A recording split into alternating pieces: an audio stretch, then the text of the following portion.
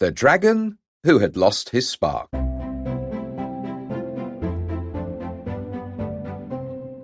Once upon a time, in a little village in the country, there lived a renowned baker.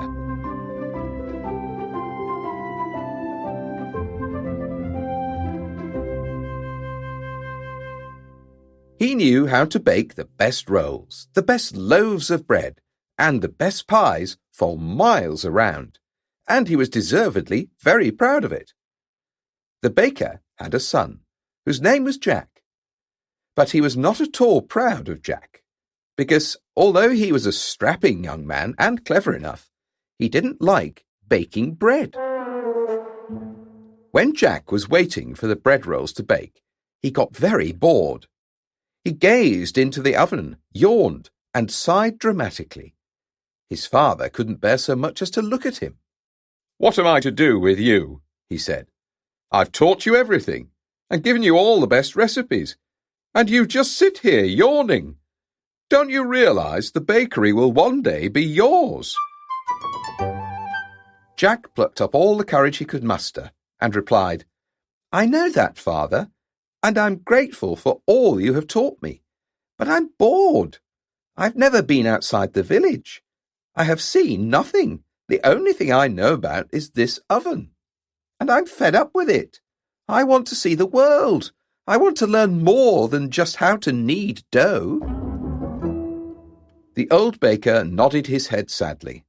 "What am I to do with you?" he said with a sigh. "Go then. If you return, the bakery will be waiting for you. If you don't, so be it.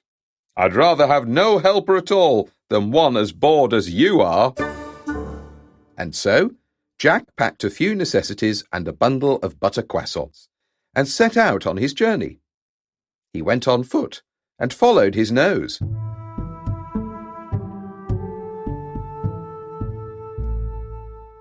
He wandered all over the world for a long time and saw new places and did all sorts of new things, but none of it felt particularly adventurous. One day, he arrived in a new town and went to the local pub for dinner. Eager not to lose any time, he asked the locals straight away what interesting things there were to see in the area. "We've got a dragon," one of the locals told him, looking quite serious. Jack's eyes widened in surprise, but the rest of the table broke out in guffaws of laughter. "He's truly terrifying," said another of them, and once again everyone laughed out loud. "If I were you, I wouldn't stay in this town," added another, trying to keep a straight face but failing. Jack was confused. "Why are you laughing?" he asked. "You'll see. He lives in the woods. You'll find him easily, but be careful." "Why? Is he dangerous?" asked Jack. The men laughed so much that tears streamed down their cheeks. "When you see him, you might die laughing."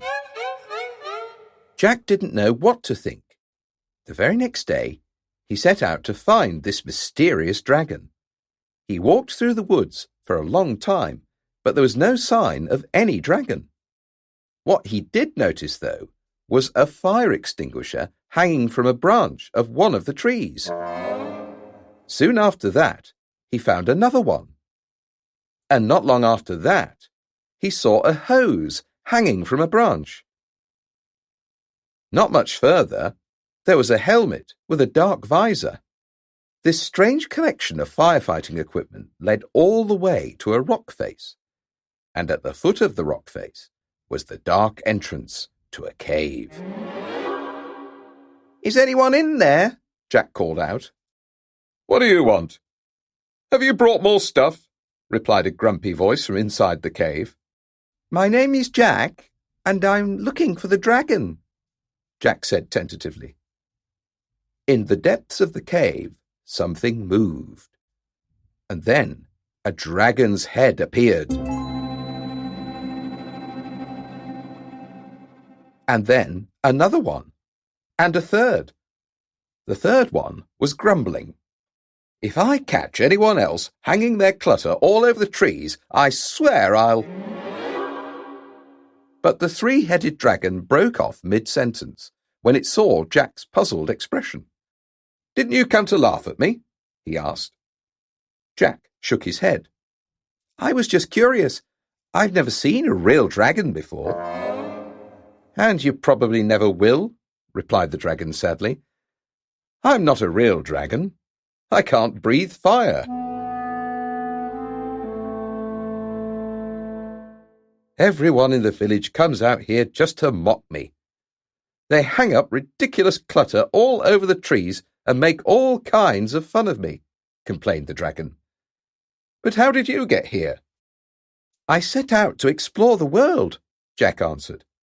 He told the dragon about his life at home, about the bakery, about how he had set out on his adventures, and about everything he had seen since. Jack caught the dragon's interest.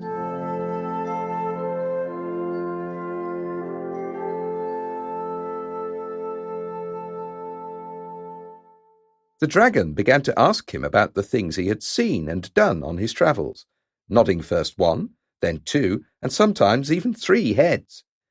It didn't take long for him to decide that this here was really quite a fine young man. "So I've been travelling from place to place," concluded Jack. "My feet ache, and I wouldn't mind staying in one place for a while. I've had enough of exploring the world now. But what can I do?" "All I know how to do is bake bread." "If you have nowhere to go, you can stay here," offered the dragon. "I've got plenty of room, and you won't go hungry here in the forest. If you like, you can even build an oven here." "The town could do with a decent bakery," suggested the middle head, and the other two heads nodded in agreement. So Jack moved in with the three-headed dragon. When he had settled in, he built an oven and began to bake. And what a good baker he was! At first, the townspeople laughed at him, but they stopped as soon as they had tasted Jack's bread rolls and pies. Very soon, Jack had so many customers that he could no longer manage to deliver all his orders around the town himself. He asked the dragon to help him. The dragon was delighted that he could finally be of use to someone and got really fired up about the idea. Day after day, he whizzed around in the sky carrying fresh bread to Jack's customers. To begin with, the locals would stop and stare as he flew over, but they soon stopped. When they saw him land with a delivery, they would smile and wave at him, and instead of handing him matchboxes, they now handed him bags of coins. Jack and the dragon worked happily together and were so busy they hardly noticed that autumn had come. But then one day the dragon woke up with a terrible cold. He sneezed, coughed, and blew his nose so hard that the cave shook. "You can't go out on your delivery rounds like that," Jack told him. "Stay here and watch the oven for me." The three heads nodded in agreement, and the dragon slunk back into the cave, snorting and snuffling. Jack had his work cut out. He didn't stop for a minute all day long, but when he returned to the forest in the evening with his empty sack, he couldn't believe his eyes. Where the tall spruce trees had stood, there was nothing but rows of blackened stumps. Jack panicked and ran as fast as he could to the cave. At the cave entrance, he didn't find the disaster he had been expecting. Instead, there was the dragon sitting happily in front of the cave entrance. His nose was smouldering. "I can breathe fire! I can breathe fire!" he shouted when he saw Jack, jumping up and down and shooting little flames out into the surrounding treetops.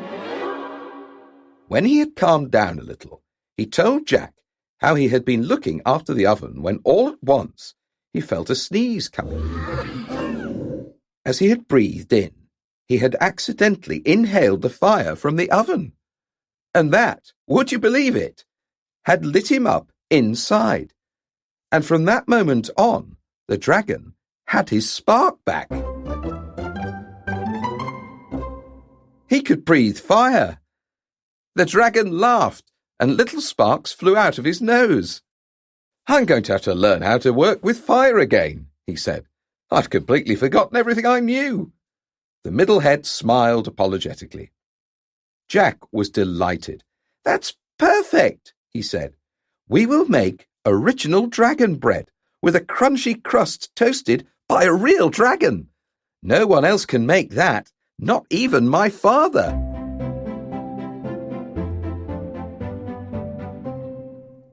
And so they did. News of their unique dragon bread spread far and wide, and soon long queues began to form in front of their cave bakery. Everyone wanted to taste the new bread, and everyone who had tasted it came back for more. The dragon, who had been so fired up about delivering bread, was now really and truly on fire. Jack ended up becoming a renowned baker, even though he hadn't intended to. Eventually, the news of his dragon bread reached his father, and he came to see his son. "Look at you who didn't like baking. I turned my back for a minute and you set up a flourishing bakery. I'm proud of you, Jack. And if you need any help, just let me know." "Thank you, Father," said Jack, giving him a hug. "I do have one little job you could help me with." So they walked along the path to the town together and collected all the fire extinguishers, hoses, and helmets. Then they put them all away safely in the back of the cave. After all, with a freshly fired-up dragon around, they reckoned they might come in handy.